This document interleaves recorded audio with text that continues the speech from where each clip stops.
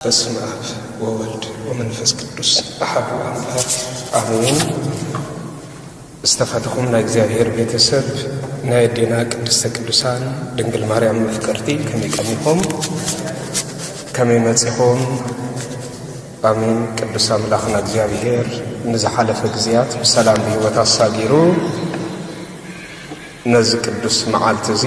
ብሰላም ህይወት ስለ ዘብጽሐና ስሙ ዝተመስገነ ይኹን። ንስተረፈ ጊዜ ክባርከልና መንፈሳዊ በረኸት እንሰንቀሉ ዕለት ክገብረልና ቅዱስ አምላኽና እግዚአብሔር ክድግፈና ህይወትና ንሃንጸሉ ብቅድስና እንመላለሰሉ ፍረ መንፈስ ኣብ ውሽጢ መዝገብ ልብና ነስርጸሉ ዕለትን ሰማያዊ ቃልን ክገብረልና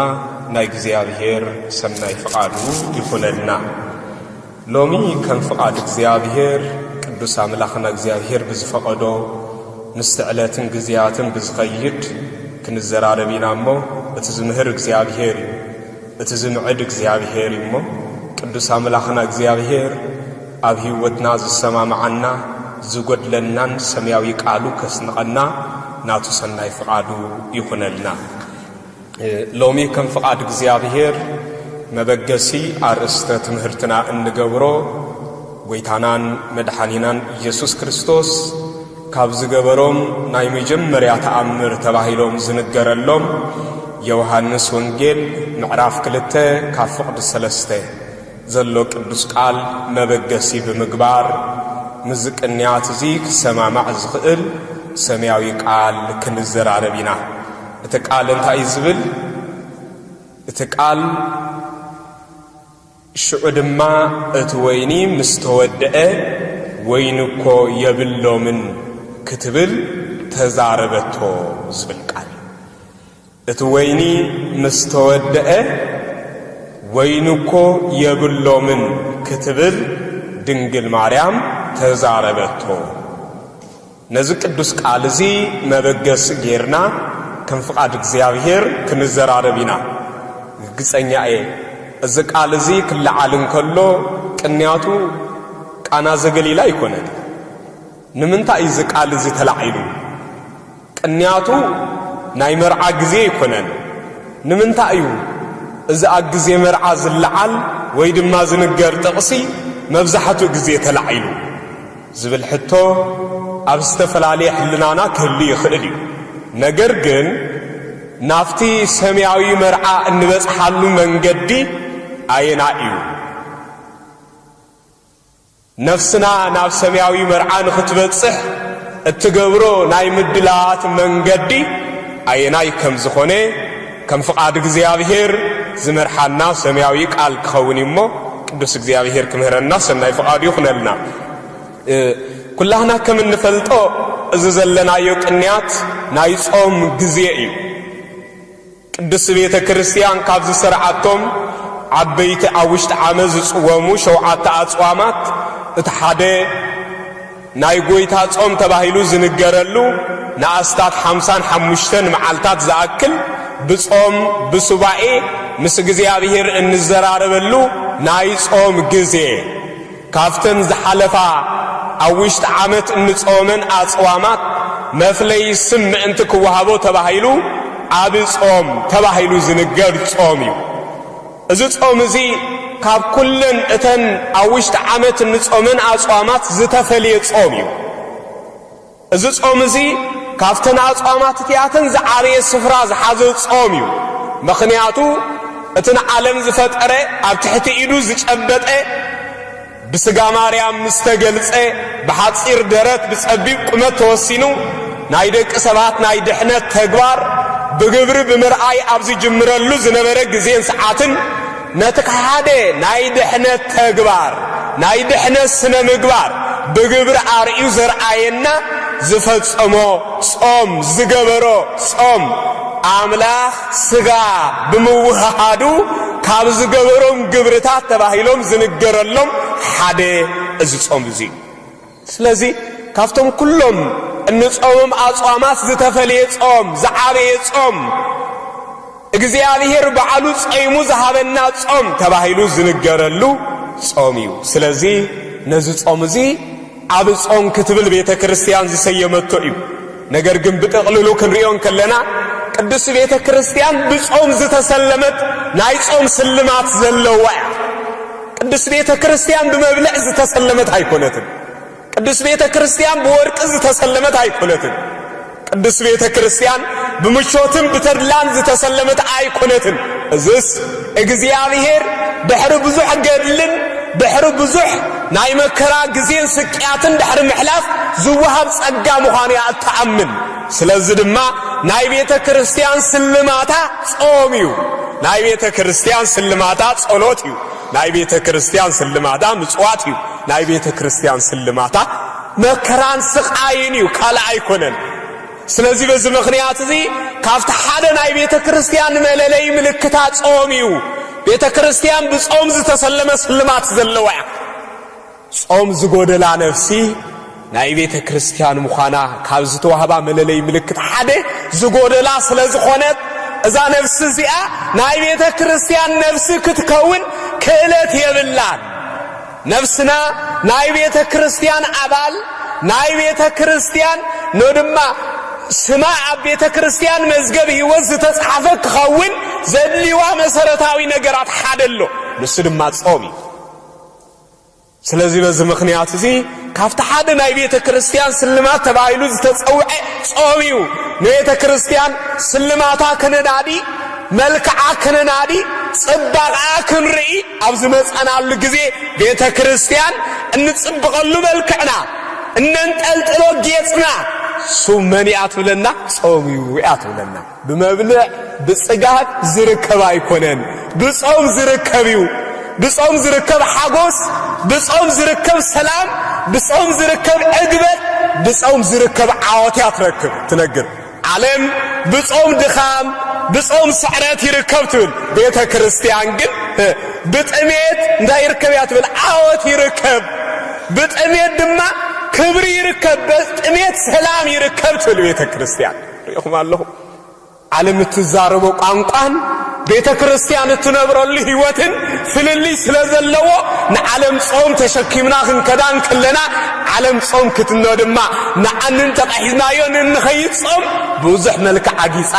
ብዙሕ መለለይ ምልክት ነድማ ንውጋአሉ ኪናት አዳልያ ናይ ጾም ህይወት ክህልወና ፈቃደኛ ክንከውን አይትገብረናን ያ ስለዚህ በዚህ ምክንያት እዚ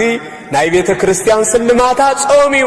ናይ ቤተ ክርስቲያን ኃይላ ጾም እዩ ቤተ ክርስቲያን ኣብ ኩሉ ዘመናት ዝሓየለትሉ ንዝመጻ ፈተና ዘሰነፈትሉ ንጸላእታ ዘሰዓረትሉ እንታይ ነይሩ ምብላዕ ዲ ነይሩ ምስታይ ዲ ነይሩ እንታይ ዳ ነይሩ ጾም እዩ ነይሩ ኣብ ኩሉ ዘመናት ወላ እኳ ከም ታሪኽ እንተዳሪና ኣብ ውሽጢ ዝዓብዪ ጾም ካብ ዝጽወሙ ቀዳማይ ሰሙን ናይ ምንታይ ነድማ ጾም ተባሂሉ እዩ ዝንገረሉ እንታይ ኢልና ኢና ንጽውዖ ጾመ ህርቃል ኢልና ንጽውዖ ሓቅ ስለዚህ እዚ ቀዳማይ ጾም እዚ እኳ እንተዳሪናዮ ካብቲ ዝደንቕ ሎሚ ነድማ ብዘለዎን ስልጡናት ወታደራት ብዘለዎም እንሆ ድማ ትምህርትን ጥበብን ብዘለዎም ገንዘብ ዝምክሑ ነገስታት ነድማ ነገር ግን ልዕልዮም ዝብርትዕ ትምክሕቲ ዝኾነ ኣብ ህይወቶም እንታይ ከም ዝኾነ ግን ነገስታት ቤተ ክርስቲያን ትሰብኽ እያ እቲ ነገስታት ትሰብኮ ስብከት እንታይ እዩ ጉልበትኩም ኣይኮነን ገንዘብኩም ኣይኮነን ጥበብኩም ኣይኮነን ሓይልኩም ኣይኮነን ጾም እዩ ንዓኹም ሓይልኩም ትብል በዚህ ምክንያት እዚ ንጉስ ህርቃል እኳ ነድማ ንፋርስ ዘሚቱ ንመስቀለ ክርስቶስ ክመልስ ንጸላእቱ ክስዕር ንናይ ፋርስ ንጉስ ከንበርክኽ ሓይሉ ዝነበረ ወታደር ኣይኮነን ነይሩ ሓይሉ ዝነበረ ነድማን ወታደራቱ ብግቡዕ ዕጥቂ ምዕጣቕ ኣይኮነን ነይሩ ሓይሉ ዝነበረ ጾም ነይሩ ይኹም ኣብ ዝተፈላለዩ ዘመናት እኳ ነገስታት ሓይሎም ክደክምን ከሎ ንሓይሎም መበርትዕ ዝጥቀምሉ ዝነበረ ጾም እዩ ነይሩ ስለዚህ ንጉስ ህርቃል ንፋርስ ዘሚቱ ነድማ ንፋርስ ንጉስ ቀድሚ ምስዓርን ምንብርካኹን ንኹሎም ህዝቢ ክርስቲያናት ክጽወም ነድማ ክገብሮ ዝዓዘዞም ስነ ምግባር ሓደ እንታይ ነይሩ ጾም ጽሙለይ ቀሪኹ ስለዚህ ጾም ኣብ ኩሉ ነገር ንቤተ ክርስቲያን ሓይላ እዩ ጾም ኣብ ኩሉ ነገር ንቤተ ክርስቲያን ካብ ፈተና እትሰግረሉ መፍትሒ እዩ ጾም ኣብ ኩሉ ነገር ንቤተ ክርስቲያን ንዝጻረራ ናይ ቤተ ክርስቲያን ናይቲ ጸላኢ መንፈስ እተድክመሉ እትስዕረሉ እትባረረሉ ኃይላ ጾም ካብዚ ህይወት እዚ ዝጎደለት ነፍሲ ካብዚ ህይወት እዚ ዝርሓቐት ነፍሲ በትጸላኢ ክትምለኽ ስለትጅምር ኩሉ ፍትወታት ክገዝኣ ይጅምር ናይ ኩሉ ፍትወታት መናኸርያ ናይ ኩሉ ፍትወታት መናገሻ ክትከውን ስለትጅምር ድማ ነዛ ነፍሲ እዚኣ ዘይመልካ ነገር የለን ኩሉ ፍትወታት ዓለም ይገዝኣ ኩሉ ፍትወታት ስጋ ይመልካ بكل ነገር ዝተገዛት ትኸውን ቅድስና ክሰርሕ ኃይል ዘይብላ ድኽምት ነፍስ ትኸውን ነፍስና ንቅድስና ክሰርሕ መንፈሳዊ ግብር ክትዓይ ኃይል ክትረክብ እንተ ኮይና እቲ ሓደ ኃይላ ጾም እዩ ስለዚ ጾማ ኩሉ ደረጃ እንተ ዳርኢናዩ በደረጃ ቤተ ክርስቲያን ዝዓበየ ክብር ዝወሃቦ ቤተ ክርስቲያን ናይ ጾም ጥቕሚ ምእመና ህዝባ ምእንቲ ከም ዝርዳእ ክትገብር ኣብ ዝተፈላልየ ግዜያት እትምህረሉ እትነግረሉ ጥራሕ ዘይኮነስ በአዋጅ እትሰብከሉ ሓደ ስብከታ መለኮታዊ ትምህርታ እንታይ እንተዳ ተባሂሉ ጾም ጾም ኣብ ቤተ ክርስቲያን ቀሊል ስፍራን ቦታን ዝወሃቦ ስለዘይኮነ ነድማ ካፍቲ ስሩዕ እትገብሩ አገልግሎት ሓደ ኣብ ሸውዓተ ግዜያት መቂላ ኣብ ዓመት ካብ ዘለዋ መዓልታት እኳ እቲ ዝበዝሐ መዓልታት ልዕሊ 210 መዓልታት ዝኣክል ብጾም ዝተጸምደናይ ምእመናን ህይወት ከም ዝህሉ ክህሉ ስለትደሊ እዚ ግዜያት እዚ ሰሪዓትና ክሳብ ክንደይ ንጾም ከም ተፍቅር ቤተ ክርስቲያን ጾም ንምእመናን ኣብ ህይወት ክሳብ ክንደይ ኣገዳሲ ምዃኑ ስለዝተረድአት ኣብ ዓመት ዝነብርሉ ዝበዝሐ መዓልታት ጾም ናይ ጾም ግዜ ናይ ጸሎት ግዜ ናይ ምጽዋት ግዜ ዝኾነሉ ግዜ ምእንቲ ክኸውን ክትገልጽ እቲ ዝበዝሐ ግዜ ናይ ጾም ግዜ ክኸውን ከም ዘለዎ ሰሪዓት እያ ስለዚ ቤተ ክርስቲያን በአዋጅ እትነግረሎም ካብቲ ዝገርምን እቲ ዝደንቕን ቤተ ክርስቲያን በአዋጅ እትነግረሎም ነገራት ኣዝዮም ውስናት እዮም ካፍቶም በአዋጅ ዝነገረሎም ሓደ ድማ አየናይ ቤተ ክርስቲያን በአዋጅ ክሰብከሉ ቤተ ክርስቲያን ግዜ ሰሪዓ በአዋጅ ንምእመና በህብረት ጌራ በሓደ ልቢ በሓደ ቃል ካመንጎ እቶም ናይ ክርስቶስ ምእመናን ተባሂሎም ዝጽውዑ ሓደ እኳ ከይጎደለ بحبرتن بحادنتن ኮይኖም ክገብርዎ ካብ ዝግባእ ኢላ ዝሰርዓቶ ሓደ እንታይ እንተዳ ተባሂሉ ጾም ኣብዚ ጾም እዚ ሓደን ጸዋምን ሓደን ወዳስን ሓደን ጸዋውን ሓደን በላዕን ዝኾነሉ ግዜ ይኮነን ቤተ ክርስቲያን ንኹሉ በሕብረት እንታይ አትብል ጾም ጾሙ ናይ ጾም ግዜ ኣትዩ እንዳበለት አዋጃ እትነግረሉ ኩሉ በሕብረት ዝጾመሉ እዚ ግዜ እዚ ካብዚ እቲ ሓደ እምባር ስለዚ ጾም ኣብ ዝተፈላልየስ ቅዱሳት መጽሐፍ ብዝተፈላልየ መለክዕን መምዘንን ዝተገልጸ እዩ ብዓብዩ ግን ንኹሉ ክንሪኦ ግዜን ሰዓትን ዘይኣክል እኳ እንተኾነ ነገር ግን ከም ፍቓድ እግዚኣብሔር ምስ ዘለና ኩነት መበገሲ ጌርና ንሎማዓንቲ ኣተኲርና እንዘራርበሉ ኣብ ዓብይ ጾም ዘተኮረ ኣርእስቲ መበገሲ ጌርና ኢና ዓብይ ጾም ከም ተቀዲምና ዝገለጽናዮ ጎይታ ዝጾሞ ጾም እዩ ነገር ግን ቃል ብቃሉ ጎይታ ዝጾሞ ጾም ኢልና መደምደምታ ጥራሕ እንገብረሉ ኣይኮናን ኣብ ሕልናና ኣብ ኣእምሮና ኣብ ህይወትና ከነልዕሎም ዝግባአና መሰረታውያን ዝኾኑ ሕቶታት እቶም ሕቶ ተመሊሶም ድማ በዕግበት ክንገብረሉ ዝግባአና መሰረታዊ ነገር ግን የድልየና እዩ እቲ ሓደ እንታይ ንምንታይ ጎይታ ጸይሙ ንምንታይ ጸይሙ ጥራሕ እውን ኣይኮነን ኣበይ ከጸይሙ ብኸመይ ከጸይሙ መዓዝ ከጸይሙ ካብ ምንታይ ነገራት ከጸይሙ ዝብሉ ሕቶታት ምምላስ ምፍላጥ ንሓደ ምእመን መሰረታዊ ነገር እዞም ነገራት እዚኣቶም እንተዘይፈሊጥናዮም ነዞም ነገራት እዚኣቶም እንተዳ ዘየስተውዒልናዮም ኣብ ኩሉ እንገብሮ ጾምና ዕውት ጾም ከይከውን ሽግር ይፈጥረልና ቤተ ክርስቲያን ጾም ስለምጻም ጥራሕ አይኮነትን ትነግር ሓቀይ እንዴ ከምቲ ዘይቅቡል ጾም ዘሎ ከምቲ ዘይቅቡል ጸሎት ዘሎ ከምቲ ዘይቅቡል ንስሓ ዘሎ ከም ዘይቅቡል ውን እንታይ ኣሎ ጾሙን ኣሎ ጸሎትና ዘይቅቡል ዝኾነሉ ግዜ ኣሎ ጾምና ዘይቅቡል ዝኾነሉ ጊዜ ኣሎ ንስሓና ዘይቅቡል ዝኾነሉ ጊዜ ኣሎ ኣግባቡ ስርዓቱ ኣፈጻጽምኡ ብዝግባእ እንተ ዘይተረዲእናዮ ኩሉ ነገር ዘይግቡእ ክኸውን ይጅምር ኣግባቡ ፈሊጥና ክንጥቀመሉ ዘይምኽኣል እውን እቲ ንጥቀመሉ ነገር ንዓና እውን ክቐትለና ይኽእል እዩ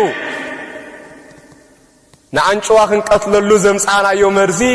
ኣገባብ ኣጠቃቅምኡ እንተ ዘይተጠቂምናሉ ቅድምታ ጸላኢት ቤትና ዝነበረት ኣንጭዋ ሙማታ ንዓና ዝቐትለና እውን ክኸውን ይኽእል እዩ ስለዚ ንጸላሰንያት ክንቀትለሉ ንጸላሰንያት ክንስዕረሉ ናብ ቅድስና ክንሰጋገረሉ ዝመደብናዮ ጾም እውን ኣብ ህይወትና ንዓና ዝሃስን ዝጎድን በረኸት ዘይንረኽበሉ እንኮነልና ይኽእል እዩ ነዚኡ ነቢ እግዚኣብሔር ኢሳይያስ ኣብ ኣጽዋማን ኣብ ኣጻዋና ጥንቃቐ ክንገብር እንታይ ኣማሊእና ክንጸውም ብኸመይ ኣገባብ ክንጸውም ከም ዘለና ክገልጽ እንከሎ ጾምኩም እንታይ ይኹን ኢሉ ጾምኩም ሓቀኛ ጾም ይኹን ጾምኩም ሓቀኛ ጾም ይኹን ስለዚ እዚ ነገር እዚ መሰረታዊ ኣፍልጦ ምእንቲ ክህልወና ነዘና ቀድምና ዝበልናየ ናይ ጎይታ ሕቶ መልሲ ክንረኽበለን ኣገዳሲ እዩ ስለዚ ብሓፈሻ ነዚኣትን ከም ፍቃድ እግዚኣብሔር ከከም ዘለዎ ደረጃኡ እንዳጠቀስናዮ ክንከይድ ክንፍትን ኢና በመጀመርያ ግን ቅድሚ ኩሉ ኣቀዲምና ንሪኦ ጎይታ ዝጾመሉ 40 መዓልታት 40 መዓልቲ ጎይታ ክጸውም እንከሎ ንኽንደይ መዓልታት ጎይታ ጸይሙ ዝብል ሕቶ ጾም ብመደብ ዝግበር እዩ ብዘይ መደብ ዝግበር ኣይኮነን መደብ ብመደብ ክግበር ክኽእል ከም ዘሎ ንጾም ዝመሃረና እቲ ገባሬ ኩሉ ንግዜ ዝሰርዐ ንመደባት ዝገበረ ኣምላኽ ንሱ በዓል እዩ ጾምና ብዘይ መደብ ኣይበገበረቶም ቤተ ክርስቲያን ነዚ ተረድያ ንጾመሉ ግዜ ስጋብ ግዜ ክንደይ ክኸውን ከም ዘሎ ንጾመሉ ሰዓት ክሳብ ክንደይ ሰዓት ክኸውን ከም ዘሎ እንጾመሎም ነድማ እዋናት ኣበየናይ ግዜ ክኾኑ ከም ዘሎም ኩሉ ሰሪዓትና ስለዚ ጎይታ ድማ ን40 መዓልትን 40 ለይትን ዝኣክል እንታይ ኮይኑ ይዝብል ጾመ ይዝብል እምበኣር ነዛ ቃል እዚኣ ብክልተ ደረጃ መቂልና ክንብያ የገድሰና ቀዳማይ 40 መዓልቲ ትብል ቃል ካልኣይቲ ደረጃ ድማ 40 ለይትን 40 መዓልትን ዝብሉ ነንበይኖም ፈላሊና ክንሪኦም እታ ቃል መዓልቲ ትብል ንበዓላ ምርኣይ መሰረታዊ ነገር ኣገዳሲ ጎይታ 40 መዓልትን 40 ለይትን ይጾይሙ በዚ ምኽንያት እዚ ኻ ዝጾም እዚ ጾም 40 ወይ ድማ ዓብይ ጾም እናተባህለ ዝጽዋዕ ጾም 40 ዝተባህለሉ ጎይታ ን40 መዓልቲ ዝጾሞ ጾም ስለ ዝኾነ እዩ ነገር ግን ኣብዚ ሕቶ ክልዓል ይኽእል ይኸውን እዩ ጎይታ ዝጾም 40 መዓልቲ እዩ ንሕና ንጾም ግን 55 መዓልቲ ንምንታይ ስለዚ እዚ ሕቶ እዚ ክልዓልና ይግድን እዩ ነገር ግን ጎይታ ን40 መዓልቲ ስለዚ ጾመ ጾም 40 ዝብል ስያሜ ይወሃቦ እዚ ጾም እዚ ድማ ናይ ጎይታ ጾም እዩ ስለዚ ነገር ግን እዚ 15 መዓልቲ እዚ ካበይ ዝመጸ እዩ ብኸመይ ኣብ ገባር ተወሲኹ ዝብሉ ሕቶታት ምስ ነልዕል ነዚ ኣብነት ክኾኑና ዝኽእሉ ብዙሓት ምሳሌታት ክነምጽእ ናይ ግድን እኳ ተኾነ ነተን መዓልታት እቲኣተን ብሓፂሩ ግን ግልጽ ኣቢለልኩም ክኸይድ ኣገዳሲ ነገር እዩ ቀዳማይ ደረጃ እቲ ወሰኽ ኣብ ውሽጢ ዘን ዓብይ ጾም ዝተገብረ ከምቲ ኣቐዲሙ እዚ ጾም እዚ ቅድሚ ምርኣይና ንካልኦት ኣጽዋማት እውን ምድህሳስ ኣገዳሲ እዩ ቀዳማይ ጾም ጾመ ታኅሳስ ተባሂሉ ዝጽዋዕ ጾመ ነቢያት ተባሂሉ ዝንገረሉ ክንደይ መዓልታት ኢና ንጾም ክንደይ መዓልቲ ንጾም 43 መዓልቲ ንጾም ኣብዚ ጾም እዚ ኣብ ዝጽወመሉ ግዜ ነቢያት ዝጾሙ 40 መዓልቲ እዩ እቲ ወሰኽ ግን ካበይ ይመጽኡ ጎይታ ዝጾመ 40 መዓልቲ እቲ ወሰኽ ግን ካበይ ይመጽኡ ስለዚ እዚ ቤተ ክርስቲያን ንጾም ውሳኽና ዘንቅፈና ይኮነን ብዙሓት ነዚ ቃል እዚ መበገሲ ገይሮም ይነቕፍዮ እቲ ሽግር ሎም እኮ ሰብ ከይበልዕ ኣይኮነን ጸጊሞ ሰብ ከይጸውም ይሸጊሮ ስለዚ ከይበልዕ ዝጸገም ነው ድማ ንኸይትጸውም ዝጸገመ ዓለም ንሕና ግን ንጾም ክንጸውም ጾም ምስራዕና ዘመጉሰና ዘመስግነና ቤተ ክርስቲያን ነዚ ብምግባር እተደንቕ ተባሂሉ ዝንገረላ እምበር ክንቀፈሉ ይኮነን ጾም ውሳኽ ሓጢኣት ምግቢ ግን ኣብዚሕካ ምብላዕ ሓጢኣት ኣይኮነን ሓጢኣት ኣብዚሕካ ምጻም ጽድቂ እዩ ኣብዚሕካ ምብላዕ ግን ሓጢኣት እዩ أبزي حكام دقاس حاتياتي أو حكام دقاس جن حاتيات يكون سلزي بيت كريستيان لما قبل علت قويتا زصملو توساخي 15 معلت مصمبارا زموغوسا نغري صوم ياكو سيخا مبلع يكونت صوم ياكو سبيخا مبلع يكونت سبيخا صدق يا سبيخا حاتيات هيكونت سبيخا سلازي صوم مصام ندما زمسግን كنت ሃይማኖት አበው ንጾም አድሉ ተባሂሉ ዝተነግረ ነፍስና ንጾም ከተድሉ ንጾም አብሊ ጻኸት ግዛ ዝግበር ነገር እዚ ዘደንቅን ዘመጉስን እዩ ስለዚህ በዚህ ምክንያት እዚ ተቀዳማይ መምዘንኽን ሪኦ ዝግባአና ጾም ወሳኽና ዘንቅፍ አይኮነን ዘመስግን እዩ ስለዚህ እዚ ተመጀመሪያ ነገር እዩ ካላይ መምዘን ተሪናዮ ነዘን توساخ زلوا بخلت صومونات مجمريا كفيلنا خنرين نخلينا قداماي صومون ناي مدلاو صوم يبحال كالاي صومون حماماتو مكرؤ سقياتو ناي قويتا بمزكار قدوسان حواريات تاكيبهم نغر مسقلو نغر حماماتو نغر دحنوتون عالم زفصملا نتمرير سقيات بايوز تقبلو እና ዘከሩ ዝነብዕሉ ዝሐዘንሉ ዝጾምሉ ጊዜ ዝተጾመሉ ጊዜ ዝግበር ጊዜ ስለዚህ በዚህ ምክንያት ነትሞዳታ ሰሙን እንታይ ሊያጽጉዑ ሰሙነ ህማማት ነገረ ህማማቱ ጥራህ ዝከረሉ ነገረ መስቀሉ ጥራህ ዝከረሉ ንዓለምን ምድሓን ጎይታን ዝፈጽሞ መሪር ስቅያት ከቢዝ ሆነ መከራ ጥራህ ዝከረሉ ጾም እዩ አጻውማና አብዝ ጾም ዝውን ዝተፈልየ እዩ ካፍታ አብ ጾም 40 ንጾም ዝነበርና ጾም ብዝ ተፈልየ መልከ ንጾምና ንውስኸሉ ንጾሎትና ንውስኸሉ ንስግደትና ንውስኸሉ ንድቃስና ንቅንሰሉ አብሊጽና ነገረ መስቀሉ እንዝክረሉ እዚ ድማ ዝተማሃርና ከቅዱሳን ሐዋርያት እዩ ቅዱሳን ሐዋርያት አብ ዘመኖም ነገረ ክርስቶስ መስቀል ስቅያት አብ ዝቅበለሉ ዝነበረ ጊዜ ገሊአቶም በፍርሒ ገሊአቶም ድማ ብቕዓት ስለዘይነበሮም ነገረ መስቀሉ ክሪኡ ክሳተፉ ብቕዓት ረኺቦም አይነበሩ ኩሎም እንታይ ኮይኖም ነይሮም ኩሎም እንታይ ነው ሳሒሎም ተበትሎም ነበሩ ስለዚህ ነታ መዓልቲ አክሪው በዘይ መኻሎም ጎያት ስለዝነበሩ ንሕና ነታ መዓልቲ ክንሳተፍ አኳን ተዘይካልና ነታ መዓልቲ አንም ዝካር ግን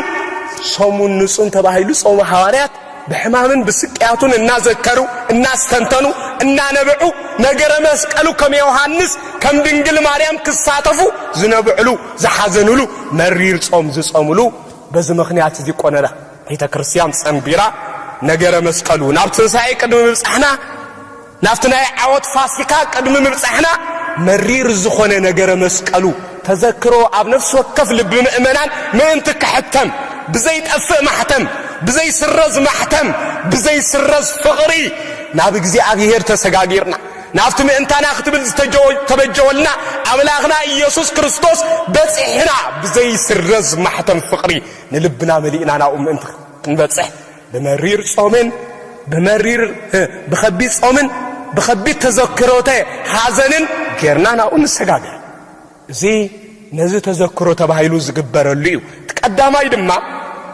እዚ ታሪክ ዝተፈጸመ ኣብ 614 ዓመተ ምህረት ፍላይ ንጉስ ወርቃል ካብ 554 ዓመተ ምህረት ስጋብ 614 ዓመተ ምህረት ከባቢ ዝነበረ ተባሂሉ ዝንገረሉ ናይ ሮማ ንጉስ ዝነበረ እዩ እዚ ታሪክ ዝተፈጸመ ዓመበል መጀመሪያ ሻዋዓይ ክፍለ ዘመን ዝነበረሉ ጊዜ እዩ ኣብዚ ዋን እዚ ናይ ኢየሱስ ክርስቶስ ነገረ መስቀል ድሕሪ ቅዱስ እሌኒ بعاب كبري كاب تقبيرلو زنبره تصويرلو زنبره ناستات ثلاثه بيت عمز اكل كاغص مدر رحقو زنبره نجر مسقل بعاب كبري نابيت مذكر يروساليم اتيو بعاب كبري مؤمنان كاب استفلالي عالم براكين لا تقبلوا ينبر نبره ابز غزي زون داغم حزي ادناقم زحزن فصامين كفتنو لما تفصمل غزي نير ناي فارس نغوس ليروساليم زميتو نعيهود قتلوا او زنبرو ክርስቲያናት አጥፊው ነታው ዝነበረ መስቀል ማሪሁ ናቤ ናፋርስ ከምዝ ወርድ ገበሩ አመላ ዓለም ዝነበሩ ክርስቲያናት አውያቶም ከስሙዑ ምስ ጀመሩ አውያት ክርስቲያን ድምጽ ዝሰማዕ ሓደ ንጉስ ግን ተረኺቡ ንሱ ድማ መን ነይሩ ህርቃል ተባሂሉ ዝጽዋዕ ንጉስ أوياتهم سمعوا نفارس زميتو نمسكال كريستوس ماريو إنه دما كاب إيد أمستي كاب إزاي أمنتي مليسو نابزنا برو السفرة كملس إنه دما نصف عادنيا كم زخنة تزاريبو نجرجن إنه دما ننقول سيركال حانت نجرجن أبهي وتو زفر حطو نجر نيرا نساق أنت دعت بهيلو أبيت من قصة تقمت نقول كوينون إنه دما نوز حزم محدر إذا نجر زي فرحو يتبهيلو نجرن كل عزيز دنا لو من القصات كم زعين الزفر حنتو زخون لنا كم يدس بالمخانة علم سلام سفنانين سلازي كابدم زيج القوى هيوت ناس أزخونو نقصات علم زملقوا أنت زخون نيرو لو ما علم فقرن حد النتن زملقت مخانة نيرا سلازي نقول سرق علم تايلو شاكزي هاريات يلو أبسينا دسهم كوسنو انكالو حدث وصنو حق الله نسو دمان تاي زمليو حدث بيلو نفس ذات فأنت دعا كوينو ملو سقع ملو هيوتو بنسحا ينبال زمنو الثانية سلازلو أنا نفارس زميته إنه دم خيواقع زي أنا غير زي أخي تخبجني يلو أمري نفسها قتل زفرح نقصنير سلازي نودم ما بدحريو كريستيانات بمولهم أبزوان زنتايم يلوم نودم ما نتنسخا كتفتصمو زقبع نسحا كلنا تماقلنا خنصوم الكائنا يلوم كلنا تماقلنا خنصومينا سلازي نسخاقن نناي مسكالة كريستوس ملس حايل من انت خونك كادم ما خنصومينا بدحر زي كريستيانات مولوا من العالم زلو ناي حادثو من سباعي حازو بصوم دمه تصومدو صومم دمه بدحر صومم دمه نقصر قال نفارس زمته نمسكالة كريستوس ماريخو دمه بعاب كبري ناب اتزنبرو ناي قدم سفرو ملسه ابزوان زنبرو كريستيانات يوم بعد أزز تفتصمه تأمر أتوم دحيرهم زمت كريستيانات كريستو زي قبع نجر سلازخونه بقولنا بيت كريستيان مسينا يصوم يصنبر مسينا يصوم يوسخ زبل حق سلاستصرع أزم السناي قويتا ناي كريستوس مسكال نمملاس تصوم صوم سلازخونه مسناي قويتا صوم كتصوم يقبع يتباهي بقولنا بيت كريستيان توصيل بس مخنيات زي ندمات عمر بعد قدم مئتاو زلو صومون ناي مدلاو صوم نافت عبو وقع قدم مئتاونا اندالو اللو صوم يبحال عبو وقع ناي ناي قويتا صوميو مخنياتو صوم ربعا نسألع سنيات وقع نقطملو عبو وقع نقطملو قزي سلازو خوني نفس حدا كريستيان نار حدا عبو وقع قدم مئتاوا اقدما قدم مدلاوات كتكبر يقبع ويلوم ري مخنياتو ناب صلاتو عاطيقو زخيت وتادر اقدم نصلايو كمغيرو خمزت قالو كاي تمهره كاي تلمامده كاي سلطنه قطتا خيدي گطمدي اتخاخوسا صلايو كمغيرو خمزود كاي تمهره يگطمدي كاي سلطنه يگطمدي كاتقون تمصيون كمغيرو كمزيت قخ غبر خمزخل كاي تمهره گطم يخلدي اي كلن سلازي كريستيانات دما نافت ابو وگ مس صلاي نفس زخونه سيطان قدم مقطعمهم يلوم ري اقدمهم نرسهم بنصحا بصوم بصلوت كدالوا سلازغبا اقدمهم قدم مدلات كغبر يغبهم يلوم ري سلازي صوم زي بزمخنيات زي ناي منتاي صوم تبايل تصوير ناي مدلاوات نصوم انقبل اللصوم تبايل تصوا نصوم كحد كريستيان بمنتاي يقبلوا نصوم بمنتاي يقبلوا نمنتاي نقبلوا صوم ما يجلس نصوم بمبلع مقبال سلازلمدنا يردعنا نزقان قازي نصوم كريستيان بصوم يقبلوا نصوم بنصحا يقبلوا نصوم بمصوات يقبلوا نصوم زدليو زبلوا منفساوي نغرات بروجرام بمسرع يقبلوا بز مخنيات زي نصومنا بصوم انتن قبل تباهيلو عوت زترخبلو سيطان زتسعرلو حيال نقص زترقصلو صوم سلازنبره لمونت حيال تصاراري نفسنا زخونه سيطان انسعرلو صوم انت كخونلنا اقدمو زصوم صوم كون يغبا تباهيل بقوننا بيت كريستيان توس بز مخنيات زي كساب حج انتي نغبرالنا نصومولنا سلازي زصوم زي بخمس عينات اجباب اب قدس بيت كريستيان قونونا توسينو كصوم كم زلو تباهيل زتغبرئيو سلازي قداماي اذا عين التاريخ زلو كون كلو اتناي مودات اكالاي دما سمونه همامات نغير هماماتو ان ذكروا حواريات بحزن بنبعات ነው ድማ ነፍስና ክሳብ ክንደይ ከም ዘፍቀራ ከም ዝፈትወና ፍቅር ጎይታ ዝዝክሩሉ ግዜ ትሽግርና ይዝበዝ ሐሰብ ጸገም እንታይ ጸገም ተልኩም እግዚአብሔር ንዓና ክሳብ ክንደይ ከም ዘፍቀረና በትንዑ እንፈልጠሉ መምዘን ጌርና ንአምላክ ናቱ ፍቅር ክሳብ ክንደይ ከም ምዃን አባና አይን መዝኖኒና እግዚአብሔር ንዓና ክንደይ ክሳብ ክንደይ ከም ዘፍቀረና ብመብልዕ ኮይና ክንፈልጦ ክንበጽሖ አይንኽእልኒና ብመስተ ኮይና ክንበጽሖ ክንፈልጦ አይንኽእልኒና ኣብ ጾም ኮይና ግን እግዚአብሔር ክሳብ ክንደይ ከም ዘፍቀረና እቲ ዘይውዳእ ፍቅሩ ንሱ ኣብ ልብና ማሕተም ከም ዝሕተም ክንገብሮ ንኽእል ኢና ስለዚ ናፍጹም ዝኾነ ፍቅር እግዚአብሔር ንምዝኽኻር ፍቅር እግዚአብሔር ንዓና ክሳብ ክንደይ ኣብ መስቀል ክሳዕ ሙማት ከም ዝተበጀወልና ንዝክረሉ ጾም ተባሂሉ ድማ ተሰሪዑ ስለዚ በዚ ምኽንያት እዚ ቀዳማይ ጾምንን መወዳእታ ጾምንን ዘሎ بخمس عينات عجباب بقدس بيت كريستيان كوننا تسرعوا كسوهم كم زلوا كابسوسنوا الثانيات حاديو اتكالعي مسرتاوي تغليصو تباهيلو زنجرلو تاريخون አሉ አውስጥ ዘን بصوم زين حلفو صوم صيمنا زين رفدلو አንጊህና እንበልዓሉ ቅዳሴ ነው ድማ ብንጎዝ ዝስራዓሉ ድሕሪ ፋዱስ ስርዓተ ቅዳሴ ማለት አብሰርክ ዘይግበረሉ ጊዜውን አለና አይና ይዝገ አብሶም ምን ክንዴ ማዓልታት አሉ ቀዳመ ሰናበቴን ስለዚህ አውስጥ አብይ ጾም እዚ ክንዴ ቀዳም አሉ ክንዴ አሉ አውስጥ አብይ ጾም ክንዴ ቀዳሜን ዘሎ አቤት አውስጥ ቀዳም ክንዴ አሉ ክንዴ ሰንበት አሉ ሸውዓተ ሰንበት ሸሞንተ ቀዳም ምስን ጅምሮ ንስድምሮ ክንዴ ይኸው አብዘን ጊዜ እዚን ክርስቲያናት ካብ መብልዕ ከይተኸል ነው ድማ ካብ ጥላት ምግብ እኳ ይከልከሉም በር ንርእሶም ብጾም አድኪሞም ዘይጾምለን መዓልታት ስለዝኾኑ በዚ ምኽንያት እዚ ቅድስ ቤተ ክርስቲያን እንታይ ጌራቱ ነዘን መዓልታት እዚኣተን መተካእታ ተባሂሉ 55 መዓልታት ከም ጽወም ተገይሩ እዚኣተን ተቀኒስና ንበዓል ክንደይ ዝመጽ ክንደይ መጽ 40 ስለዚ ናይ ቅድስ ቤተ ክርስቲያን በዛ አይነት አገባብ እዚ እዚ ጾም እዚ ዝተሰርዐዩ እቲ 40 መዓልቲ ተባሂሉ ዝተጸውዐኻ ጎይታ ዝጾሞ ጾም እዩ ጎይታ አብነ ድማ አገዳመ ቆሮንጦስ 40 መዓልትን 40 ለይትን ከም ዝጾመ ግን ተገሊጽ እዩ ስለዚ ከም ፍቃድ እግዚአብሔር እዚ እቲ መጀመርያ አጉዳይ ናይተና 15 መዓልቲ بحصر زل ملكيو كنገልጾ ዝግባና ታሪክ ብፍላይ እዛ ናይ መጀመርያ ናይ መወዳእታ ጾምን ለዕሉ ሁሉ ኣብ ሕልናና ኣብ ግምት ከነእተወሉ ዝግባና መሰረታዊ ነገር ክኸውን ይግባ ናይ ምድላው ጾም ክርስቲያን ብኸመይ አገባብ ንነፍሱ ንገድሊ በኸመይ አገባብ ንነፍሱ ንመንፈሳዊ ተጋድሎ ከም ዘዳልዋ ክንፈልጥ ይግባና ትሽግር ሎምን አይዝበዝ ሐሰብ ተዳሪኹም ድሮ ጾም ብምንታይ ንጾም ዝቅበሎ ምንታይ ይቅበሎ فرق ليتك ساعة زاكل داخل تقبر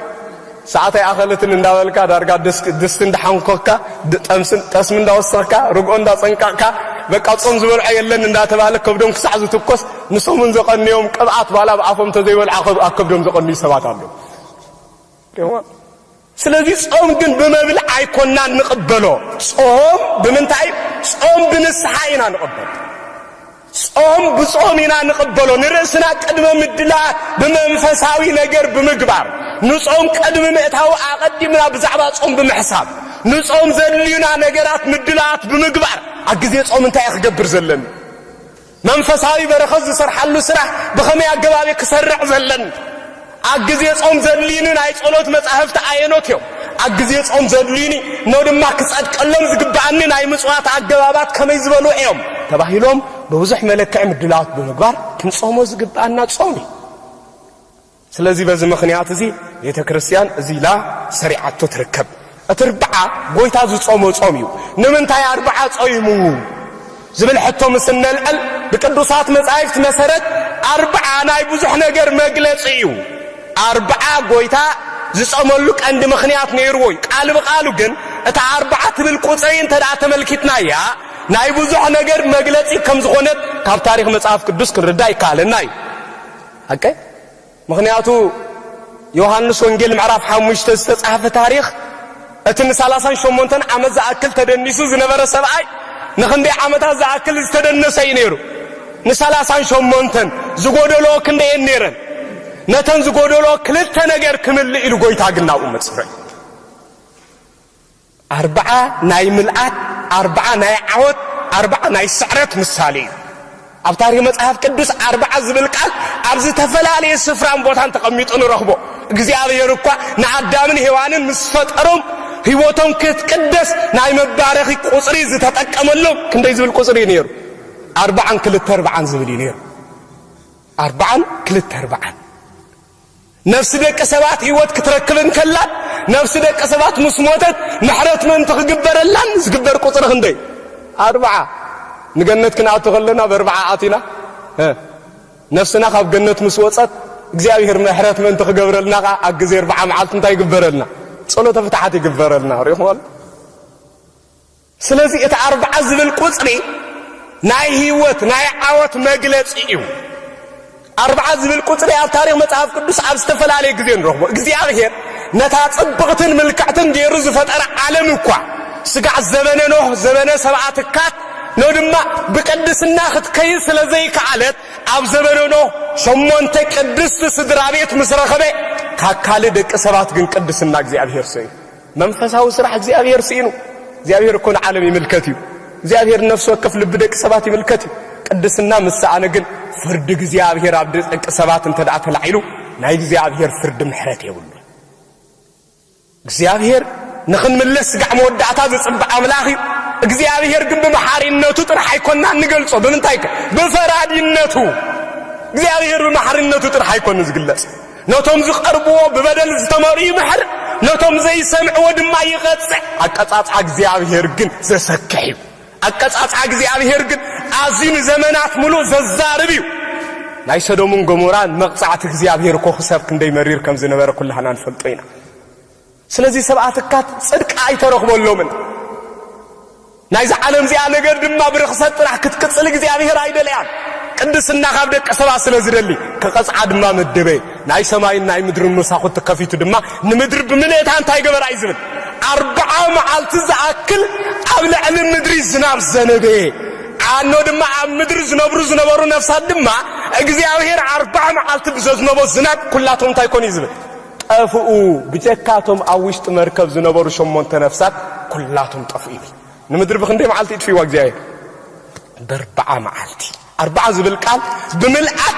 ምሕረት ብዘይብሉ ፍርድ እግዚአብሔር ንዓለም ከም ዝቐጽዓ ምሳሌ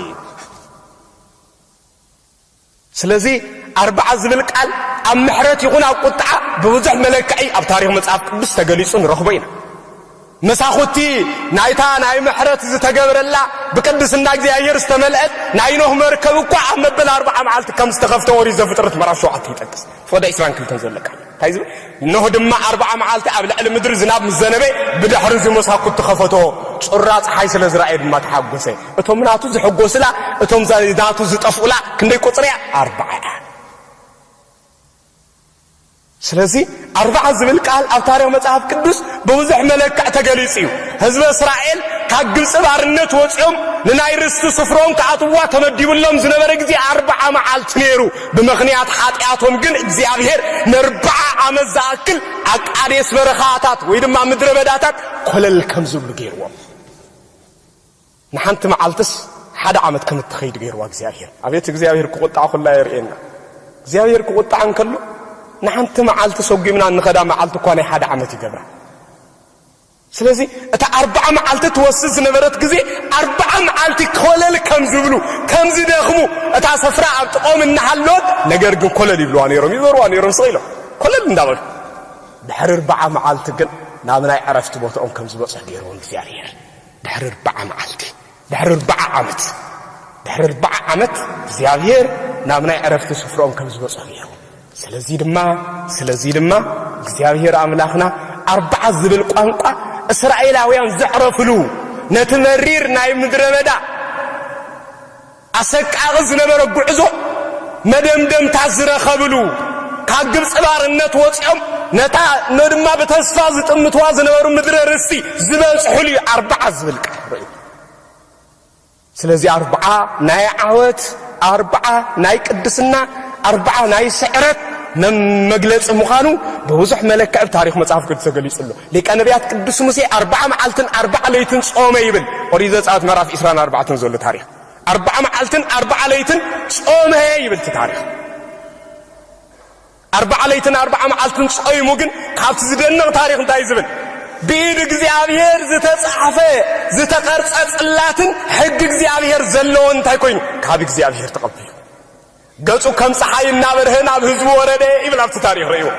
ሙሴ ኣብ 40 መዓልቲ ካብ እግዚአብሔር ምልአት ረኺቡ ካብ እግዚአብሔር ጸጋ ረኺቡ ካብ እግዚአብሔር ቅድስና ረኺቡ ካብ ህዝቡ ዝተፈለየ ሰብ ኮይኑ በ40 ዝብል ቃል ናይ ምልአት መግለጺ እዩ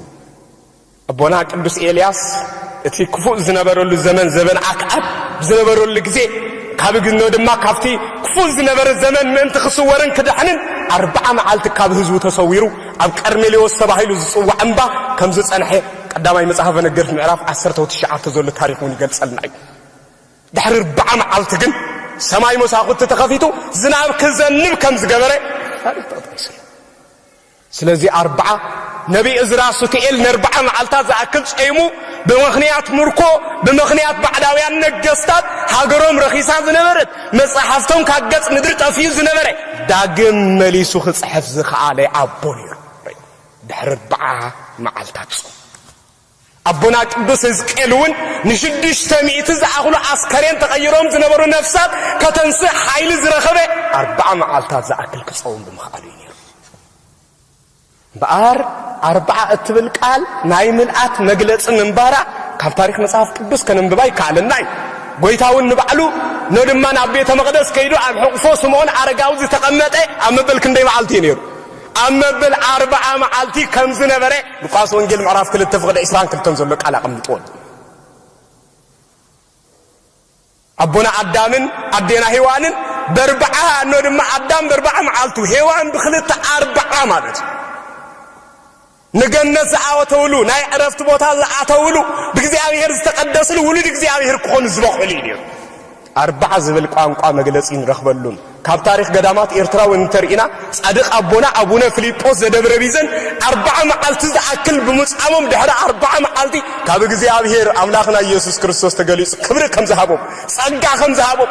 ጥሜቶም አጥፊኡ መንፈሳዊ በረኸትን ጸጋን ከም ዝሃቦም ናብ ዓብ ገድሊ ከም ዘሰጋገሮም መጽሐፈ ገድሎም ይጠቅስ ስለዚህ 40 ዝብል ቃል 40 ዝብል ቁጽሪ ናይ ምልአት ናይ ፍጽምና ምሳሌ እዩ ስለዚህ እዚ እምባር ኣብ 40 ዝብል ብዙሕ ክንገልጽ ይካል ነይሩ ንምንታይ ግን 40 ጎይታ ጸይሙ 40 ዝጸመሉ ናይ ጎይታ ቀንዲ ምኽንያት 40 ንምንታይ ጎይታ ጸይሙ 35 ክጸውም ኣይክእልን ነይሩ ድዩ 20 ክጸውም ኣይክእልን ነይሩ ድዩ ከም ዳንኤል 2 ሱባኤ ክጸውም ኣይክእልን ነይሩ ድዩ ንምንታይ 40 መዓልቲ ጸይሙ ቀዳሞት ዓበይቲ ተባሂሎም ዝጽውዑ ነቢያት ከም በዓል ሙሴ ከም በዓል ኤልያስ ከም በዓል እዝራ ሱትኤል ኣብ እስራኤላውያን ክንደይ መዓልታት ይጾሙ ከም ዝነበሩ እቲ ታሪኽ ተጠቒሱ 40 መዓልቲ ይጾሙ ስለ ዝነበሩ ትሕት ኢሉ እንተዝኸውን ከም ሙሴ ኣይበቃዕኻ ንበልዎ ኣይሁድ ምኽንያት ደለይቲ ሙሴ 40 መዓልቲ ጸይሙ ሕጊ ይብና ከመ ጌርካ ንስኻ ሕጊ ትነግረና ንበሎ ሓድሽ ሕጊ ከመ ጌርካ ትሰርዓልና ንበሎ እተቀዳማይ ሕጊ ንጸላእኻ ጽላእ ይብል ከም ዝነበረ ኣነ ግን ንጸላእትኩም ኣፍቅሩ ብለኩም ኣለኹ ኣይ ምበለም ጎይታ ከም ሙሴ እንተዘይጸው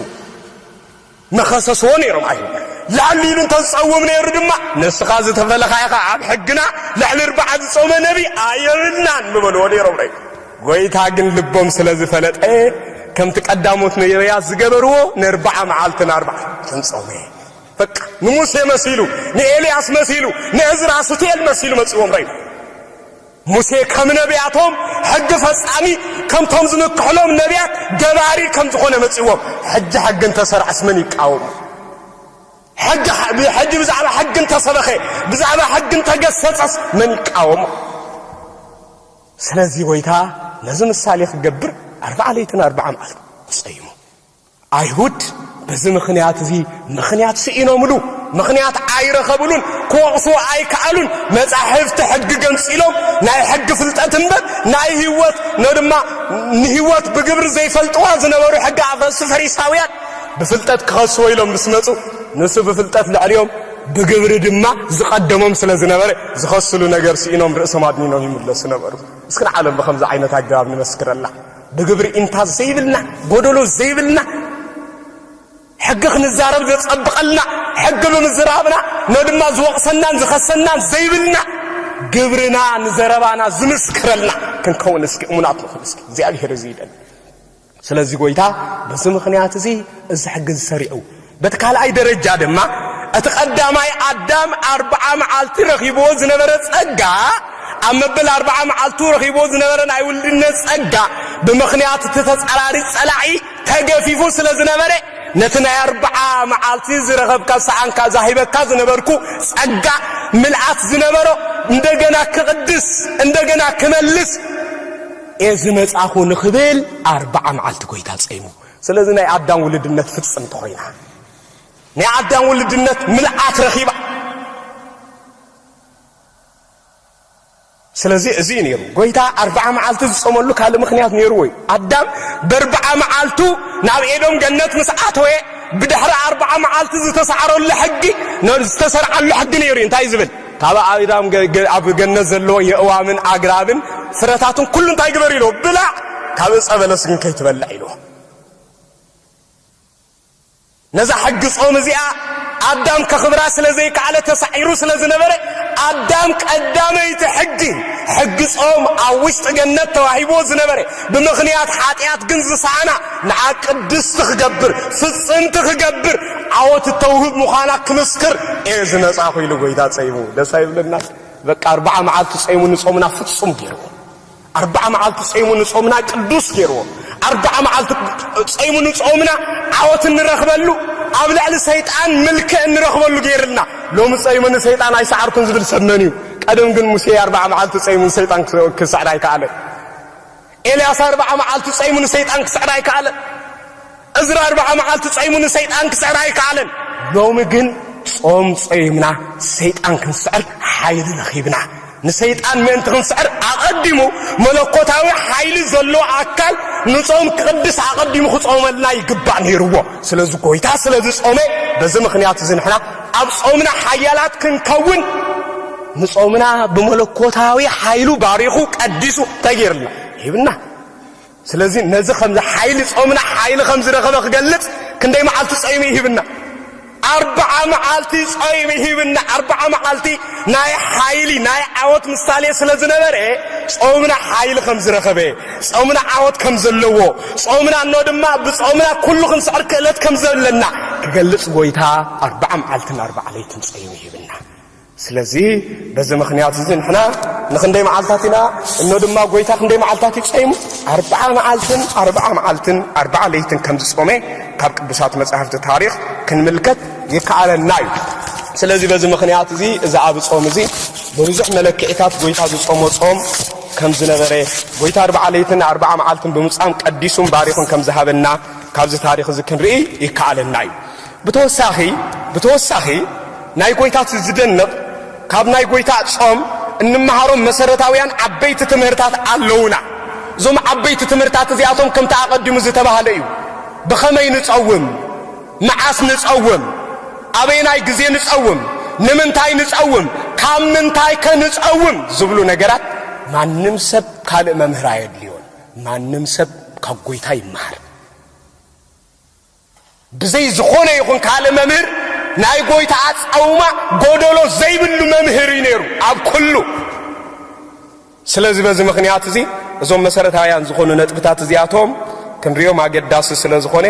ከም ፈቃድ እግዚአብሔር ሕጂ እኳ ግዜ ስለዘይብልናይ ክንሪኦም ኔና ኣብ ዝቕጽል ግዜ ኣብ ናይ ጽባሕ ግዜና እግዚአብሔር ተፈቂድዎ ነዞም ነጥብታት እዚኣቶም ክንሪኦም ክንፍትን ኢና ብሓፈሻ ግን ናይ መወዳእታ መደምዳሚ ዝኾነና ሓንቲ ነጥብ ርኢና ግን ነቲ ዝቕጽል ግዜ ክንሪኦ ኢና ኣቐዲምና ኣርእስትና እንታይ ኢለኩም ነይረ እቲ ወይኒ ምስ ተወድአ ድማ ወይኒ እኮ የብሎምን እንታይ ኢላቶ ወይኒ እኮ የብሎምን በለቶ ይብል ነዛ ቃል እዚኣ ኣቐዲምና ክንትንክፍሞ ነቲ ዝቕጽል ንጽባሕ ግዜ ክንገድፎ ኢና እንታይ ማለት እዩ ወይኒ የብሉን ሎም መብዛሕትና ጸጋ እግዚአብሔር ክወሃበና ድንደል ብምጻምና ካብ እግዚአብሔር ክንረኽቦ ዝግባአና ነገር ስለዘይረኽብና ህይወትና ኩሉ ግዜ ዶ ተጉረምሩ ኣነ ጸይመ ስጋዕ ሰዓት 3 ጸውም ኣብ መዓልቲ 2 ግዜ ጸውም ነገር ግን ኣብ ህይወተይ በረኸት ብዙሕ ዝጎደለኒ ከምቲ ዝድለ ጸጋ ክረክብ ኣይከኣልኩም ብዙሕ ግዜ ንጸውም ንብል ስለዚህ ካብዛ ትምህርት እዚኣ ግን ሓደ ዓብ ትምህርቲ ክንወሃር ኢና ጾም ዝህቦ ዓብ መንፈሳዊ ጥቕሚ እንታይ እዩ ካብ ጾም ሰባት ዘይፈልጥዎ ሰባት ዘየስተውዕልዎ ጾም ዝህቦ ጥቕሚ እንታይ እዩ ዘሎ እቲ ጥቕሚ ከም መዓስ ይዝርከብ ይትሕቶ ናብዛ ናይ መርዓ ገዛ እዚኣ ክንኣቱ ኣብዚ መርዓ እዚ ጎይታ ድንግል ማርያም መጽያ ምስ ለመነቶ እንታይ ኢላቶ እቲ ወይኒ ቅዱስ መጽሓፍ ክዛረብ ከሎ እንታይ ዝብል ምስ ተወድአ ድማ ይዝብረይ ምስ ተወድአ ድማ ወይኒ እኮ የብሎምን በለቶ ጎይታ ድማ ኣቲ ሰበይቲ ምሳኺ እንታይ ኣለኒ ግዜ ገና ኣይኣኸለን ኢልዋ ኣስተውዕሉ ሕጅብ ጾም ኢና ክንርኢ እዚ ትምህርቲ እዚ ኣብ ጾም ኢና ክንርኢ እግዚኣብሔር ንዓና ጸጉ ክገብረልና ከሎ እቲ ነጸጉ ዝገብረልና ግዜ ግዜኡ ዘይኣኽለሉ ሰዓት ከም ዘሎ ንፈልጥ ግዜኡ ዘይኣኽለሉ ግዜ ኣሎ መዓስ ንሕና ብጾም ክሳዕ ዘይደኸምና እግዚኣብሔር ንሕና ሰብነትና ብጾም ደኺማ ቅድሚያ ንኹሉ ብጾም ዝተሰነፈት ነፍሲ ክትከውን እንተዘይክኢላ ካብ ኩሉ ፍትወታት እዚ ዓለም እዚኣ ካብ ኩሉ ኣተሓሳስባ እዚ ዓለም እዚኣ ነፃ ክትከውን እንተዘይክኢላ ናይ እግዚኣብሔር ግዜ ኣባና ክገብሮ ዝግባእ ጸጋ እንታይ ኣይኮነ ግዜ ኣይኣኽለን ይብል እግዚኣብሔር እዩ ግዜ ኣይኣኽለን ምክንያቱ እቲ ወይኒ ተወደአን ሰብ ዝሰርሖ ወይኒ ኣይተወደአን ኣምላኽ ዝሰርሖ ወይኒ ዝበለጸ ወይኒ ዝጸበቐ ወይኒ ልቢ ደቂ ሰባት ዘሐጉስ ወይኒ ሰብ ዝሰርሖ ወይኒ ክሳዕ ዘይተወደአ ከመይ ኢሉ ክወሃብ ይኽእል እቲ ባዕልና ኣብ ህይወትና ዝሰራሕናዮ ኣተሓሳስባ ካባና ባሕጊግና ክሳዕ ዘየውፃናዮ ክሳዕ ዘየፅረናዮ ብምልኣት እቲ እግዚኣብሔር ንዓና ዝህበና ምቁር ዝኾነ ህይወት ኣባና ክመጽእ ኣይክእል ናይ መብዛሕትና ሽግር እቲ ምቁር ዝኾነ ህይወት ኣባና ኸይመጽእ መሰረታዊ ሽግር እንታይ እንተደኣ ተባሂሉ እቲ ናይ ቀደም ወይንና ኸይተወደአ ናይ እግዚኣብሔር ወይኒ ስለንበልኪ ናይ ቀደም ወይንና ኣይተወደአን ኣይተጸንቀቐን ኣይተባሕጎገን ምክንያቱ ናይ እግዚኣብሔር ጸጋ ክንደልን ከለና ንወይንና ንሓሓተሉ ኸይኣለና ኢና ኣብ ታሕቲ እቲ ወይንስ እንታይ ወይኒ ክውዳእ ከሎስ ኣብ ታሕቲ እንታይ ዝተርፍ ዝግ ይብል ሓቀይ ዝግ ዝበለ ኣብ ታሕቲ እንታይ ኣሎ ሓሓተሉ ይተርፍ ስለዚ እቲ ሓተላ ክሳዕ ዘይከደ ህይወትና ቅድስና ከይትኸውን ሓተላ ዝኾና መንፈሳዊ ስራሕ ከይትኸውን ነድማ ሓተላ ዝኾና ነገር ካብ ህይወትና ተዓልዩ ክሳዕ ዘይከደ እግዚኣብሔር ከመገይሩ ኣባና ስርሖ ክሰርሕ ሓግዝ ይጾ እግዚኣብሔር ስርሖ ክሰርሕ እንድሕር ኮይኑ ኩሉ ክፉእ ዘበለ ነገራት ካባና ተባሕጊጉ ባዶ ክተርፍ ኣለዎ ንቅድም ትጋነ ኣነ ኣምላኽ እግዚኣብሔር ባዶ ንስኻ ምልኣኒ ኣምላኽ እግዚኣብሔር ኣነ ገለ ነገር የብለይን ካብ ኣተሓሳስባ ስጋ ነፃ ከውፅእ ርእሰይ መዲበ ባዶ ዘለኹም ምልኣኒ ኢልና ፍቓድ ንቅድም ክንህቦ ኣለና ባዶነትና ተኣሚና ጥራሕና ኮይና ኣብ ቅድሚ ምስ መፃና ንሱ ከም ብሓድሽ ይሰርሓና ንሱ ምሰርሓና ከዓ ልዕሊ ኩሉ ካብ ቅድም ህይወትና ዳሕረዋ ህይወትና እንታይ ይኸውን ዝበለጸ ዝጸበቐ ንደቂ ሰባት ዘዛርብ ኣይራኹም እንዲኹም ኣብ ታሪኽ ኣመንዝራታት ነይሮም ሰረቕቲ ነይሮም ቀተልቲ ነፍሲ ነይሮም ዓመፅቲ ነይሮም እዚኣቶም ደኣ ከምኡ ዶ ይነበሩን ከመይ ኢሉ ሕይወት ህይወቶም ተለዊጡ ጳጳሳት ኮይኖም ሊቃነ ጳጳሳት ኮይኖም ጸሓፍቲ ሊቃውንቲ ቤተ ክርስቲያን ኮይኖም ከመይ ኢሎም ጸጋ በፂሖሞ ተባሂሉ ዝተነግረሎም ኣብ ታሪኽ ኣይፈለጥኩም እንዲኹም ከመይ ኢሎም በፂሖሞ ባዶነቶም ኣሚኖም ኣብ ቅድሚ እግዚኣብሔር ስለ ዝቐረቡ ንሱ ባዕሉ ሰሪሕዎም ንሱ ባዕሉ ምስ ሰርሖም ድማ እግዚኣብሔር ዝሰርሐ ህይወት ጎደሎ የብላ እግዚአብሔር ሰርሐ ህይወት ነው ድማ ገለ እንታይ የብላን ሞ ምልእት ትኸውን ናይ ሰባት ሎሚ ሽግር ግን ናይ ሎሚ ሰባት ሽግር ግን በአተሐሳስባ ስጋ አብይወትና ዝበላናዮ ዘሰርዓናዮ ኳልኩሌት ዝገበርናዮ ነገር ካውሽጥና ኸይውፃና እግዚአብሔር ከገብረልና እንደል እግዚአብሔር ባዶነትና መስአመና ጥራይ ዝሰርሕ እግዚአብሔር ንጽድቂ ምስጠመና ንጽድቂ ዝጠመና ሰባት ባዶይና ካብ ጽድቂ ገለ ነገር የብልና